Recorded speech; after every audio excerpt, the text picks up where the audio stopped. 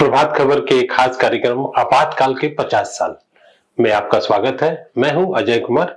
आज तीसरे एपिसोड में हम लोग जानने की कोशिश करेंगे कि 3 जून 1975 को अखबारों में क्या छप रहा था और यह जून का महीना जो था उसमें अचानक कैसे वो सरगर्मी बढ़ती जाती है, पॉलिटिकल एक रस्साकसी और सरगर्मी कैसे बढ़ती जाती है, इसकी चर्चा हम लोग करेंगे, तारीखवार करेंगे। आज हम लोग बात करेंगे कि 3 जून को क्या हुआ था जो अखबारों में छपा। तो सबसे पहले सीवान के पचरुखी प्रखंड में जनता सरकार कार्यक्रम का आयोजन किया गया था और इस कार्यक्रम का उद्घाटन करने वाले थे जनकवि नागार्जुन। इस कार्यक्रम के दौरान ही पुलिस ने उनको गिरफ्तार कर लिया और उनके साथ 11 लोग थे जिन्हें पुलिस ने हिरासत में ले लिया था। और छात्र संघर्ष समिति के कार्यालय सचिव विजय कृष्ण, जो बाद में लालू मंत्रिमंडल में मंत्री भी होते हैं, विजय कृष्ण, वो उनके हवाले से उस समय वो कार्यालय सचिव थे प्रदेश छात्र संघर्ष समिति के, और उन्होंने इस कार्रवाई की निंदा की और यह भी कहा कि नागार्जुन सहित 11 लोगों को पुलिस तत्काल रिहा करे। दूसरी खबर थी जयप्रकाश नारायण का कलकत्ता दौरा होता है। वहां जेलों में बंद नक्सलियों से मिलने की उन्होंने इच्छा प्रकट की। यह उनका 6 दिवसीय दौरा था।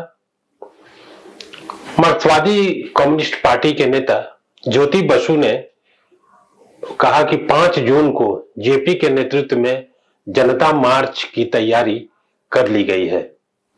यह उल्लेख करना जरूरी है कि आपातकाल के दौरान सीपीएम और सीपीआई के बीच जो स्टैंड था, जो लाइन थी, बिल्कुल अलग अलग थी।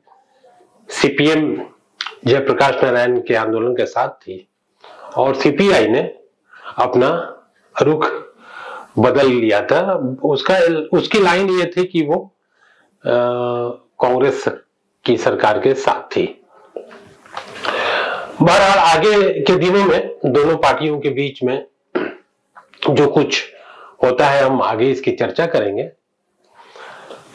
उधर अहमदाबाद में अटल बिहारी वाजपेयी थे, वह चुनाव के सिलसिले में गए हुए थे, लेकिन वो बीमार हो जाते हैं और वो चुनाव प्रचार में भाग नहीं लेते हैं। डॉक्टरों ने उन्हें आराम की सलाह दी थी।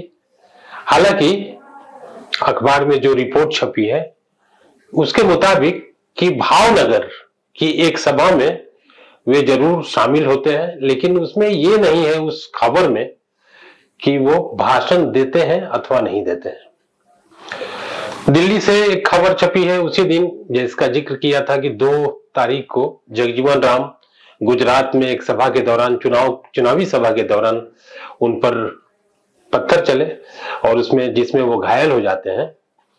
इधर दिल्ली से खबर छपी है कि जगजीवन राम की हालत में सुधार हो रहा है। दिल्ली में डॉक्टरों के दल ने उनको देखा और स्वास्थ्य में सुधार की जानकारी दी। एक और खबर छपी है और वो तत्कालीन मुख्यमंत्री डॉक्टर जगन्नाथ मिश्र के हवाले से है। उन्होंने कहा कि बिहार के मंत्रियों ने संपत्ति का ब्यौरा दे दिया है और यह ब्यौरा प्रधानमंत्री के पास भेज दिया गया है। तो इस एपिसोड में चूंकि जनकवि नागार्जुन की गिरफ्तारी हो जाती है और इसके पहले भी पटना में जब जेपी का आंदोलन शुरू हो गया था तो उनकी गिरफ्तारी होती है। फणीश्वरनाथ रेणु, लाल दुआ वगैरह लोग गिरफ्तार होते हैं। तो इस एपिसोड में नागार्जुन की एक कविता आपातकाल पर लिखी गई जो काफी सुनी और सुनाई जाती है, उसका पाठ हम करना चाहेंगे। कविता का शीर्षक है इंदु जी क्या हुआ आपको। क्या हुआ आपको, सत्ता की मस्ती में भूल गई बाप को।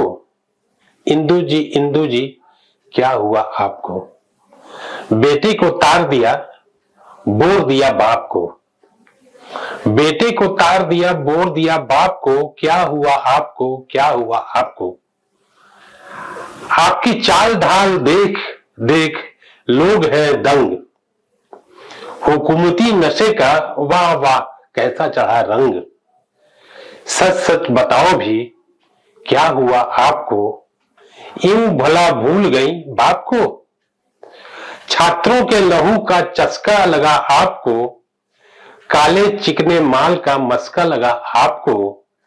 किसी ने टोका तो ठसका लगा आपको। अंट संट बक रही जनून में, शासन का नशा घुला खून में। फूल से भी हल्का समझ लिया आपने हत्या के पाप को। इंदु जी क्या हुआ आपको? बेटे को तार दिया, बोर दिया बाप को। बचपन में गांधी के पास रही, तरुणाई में टैगोर के पास रही। अब क्यों उलट दिया संगत की छाप को? क्या हुआ आपको, क्या हुआ आपको?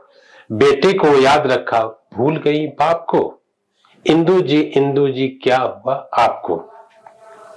आगे है, रानी महारानी आप, नवाबों की नानी आप, नफाखोर सेठों की अपनी सगी माई बाप।